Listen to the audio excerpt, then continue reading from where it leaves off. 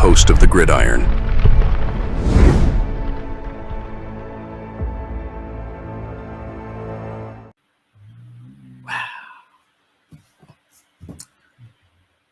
Giants are underdogs for the 24th straight game. That's not easy to do.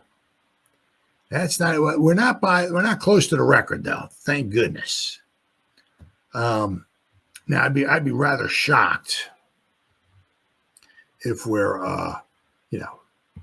underdogs against Carolina. I mean, if we're underdogs against Carolina, I'll tell you what, if we lose to Carolina over Munich, what Mr. Mara should do is just print out however many one-way tickets to Germany. Everybody gets a one-way ticket. You know where I'm going here, right?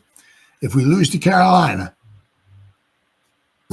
that's on your own. You can stay over there if you want. You want to swim back. You want to take an Uber, across the Atlantic, whatever. That's on you. I'm not paying for you to come back. Right? You can stay there, do whatever you want. I don't care. Don't matter. If we win, we'll print out some more boarding passes, and you can get on an airplane. You can fly back. If you lose to Carolina, just don't even bother coming home. Just stay there. So, hopefully, against Carolina, we'll be favored.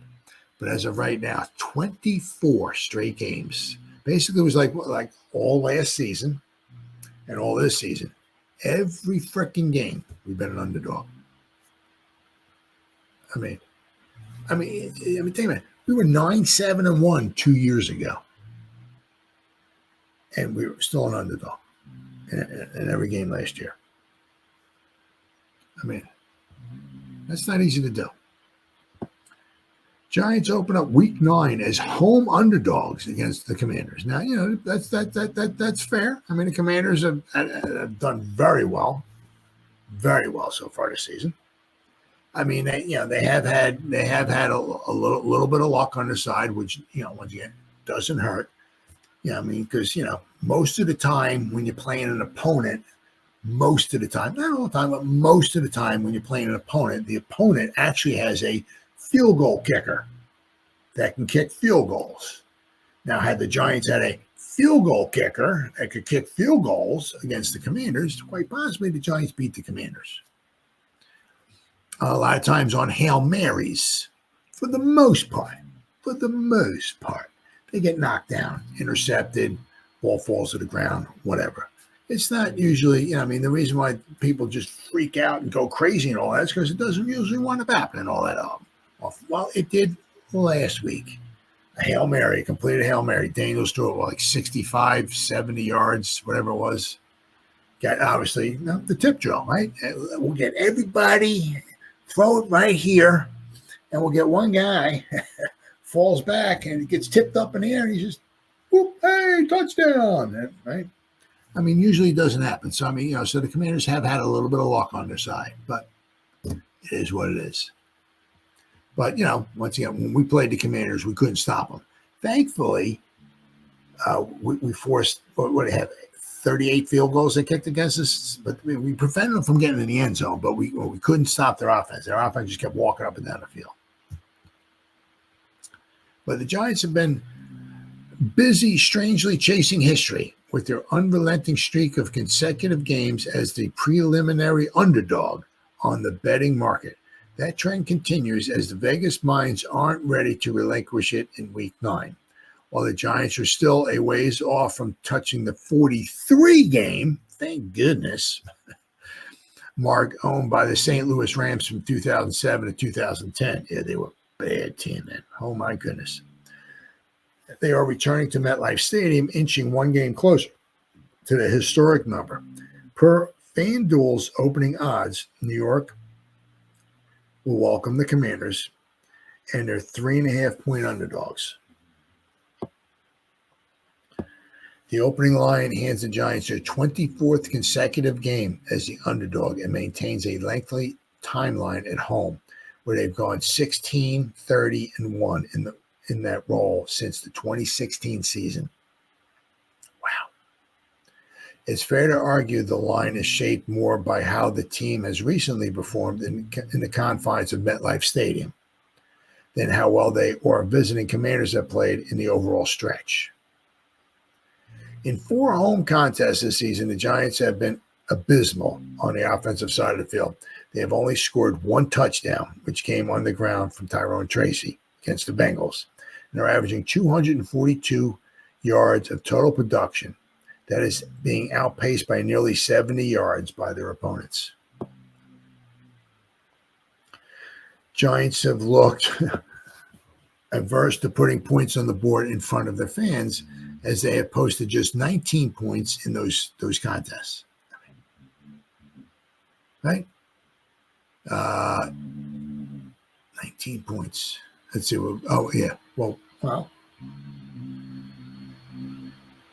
no, 19 points.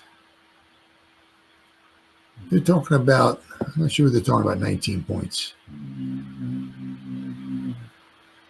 I mean, they scored 15 against the Cowboys. They scored 7 against the Bengals. They scored 3 against the Eagles, and they scored 6. So I'm not sure. I don't know. After the 26-18 loss to the Steelers on Monday night, they are averaging 14.6 points per game.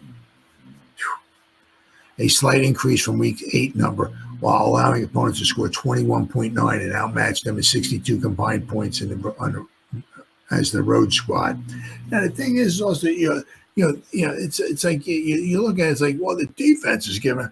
Well, I mean, the defense didn't give up that punt return. The defense didn't give up the pick 6 Daniel Jones drew. We're giving up 21.9 points per game, but the defense didn't give up the 102-yard fumble return that Eric Gray had.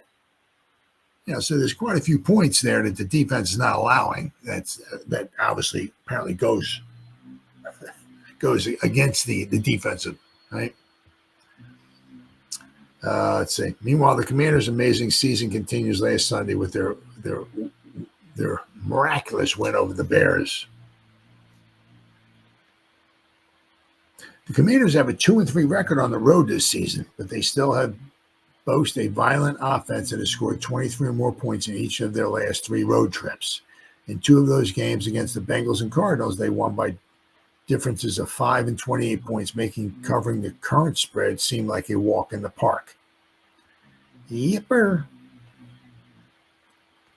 Oh, yeah. Being an underdog to the Commanders is certainly foreign territory to the Giants, a team that has owned the opposing franchise in the 185-game storied history. Yeah, because they go back to 1932. 1932 was they were actually called the Boston Braves. 1933, they became the Boston Redskins. And in 1937, they became the Washington Redskins. Sorry if I offended anybody by saying Redskins. Sorry about that. Nonetheless, the past is on their side for now, with the New York holding a 108-72-5 series lead that includes 6 of the last 10 games and 4 of the last 6 at MetLife Stadium. The last meeting ended 21-18 in favor of the Commanders in September, thanks to 7 field goals from their kicker to steal the opening game, but also the fact that we lost our field goal kicker. The over-under points total for the last installment is set at 43.5 points, with the money swaying towards the under, and that is based on the expectation that the Giants' defense will give the Commanders trouble early, as they've done against their previous opponents.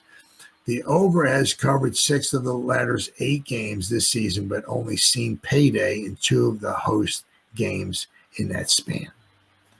So, but I mean, it's just like, I just seen that. It was just like, I thought somewhere along the line, the past we were a favorite, but wow, every freaking game went under. Wow, I mean, basically, I said like all last season and all this season. I said if we should be a favorite against the Panthers. Which the thing is with that's just basically team, right, versus team. It's not like, well, it's in Carolina, so we'll call it a push. We'll give Carolina a 1 point. They're favored by 1 because it's in Carolina. The Giants suck. Panthers suck. But it's in Carolina. So that makes the Giants suck even a little bit more because it's in Carolina. You know what I mean? But no, this is like neither team's home. Well, whoever's home team they're not home, right? in Germany. So basically, it's the Giants versus the Panthers. And if Vegas thinks that head to head on a neutral site, they think the Panthers are better. I got to disagree with them on that one. But as Bob Papa says a lot, too, the voice of the Giants on the radio says not who you play, it's when you play them. So, yeah, if the Giants would, well, hopefully not get a bunch of more guys banged up or something like that and have some guys who couldn't play against Carolina. Maybe Carolina just might possibly be favored, but let's hope not. I'll tell you what, if the Giants are underdogs in their bye week, I got a problem with that.